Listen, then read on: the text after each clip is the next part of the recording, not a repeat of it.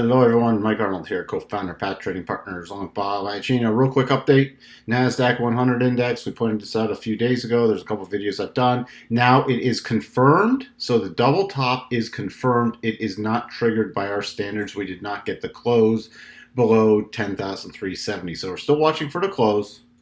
And just by the way, the rotation zone is now favoring the bearish side. Doesn't mean it has to go down. That's why we wait for the close in the double territory, but it is favoring the bearish side. So we'll have to see. We can have massive rallies, but this is the first time in a while we've gotten a close below the rotation zone. So all these closes were in the rotation zone. That was a gap open, but then we were immediately rallied back up. Even this close was right at the bottom, but didn't close below it. This is the first close below it since this major rally began, and we got the first cross the rotation zone. Just a quick update, NASDAQ 100. If you're new here, please subscribe. Please like our videos. Please share them, and do anything you can to help support the channel growing. Bye for now.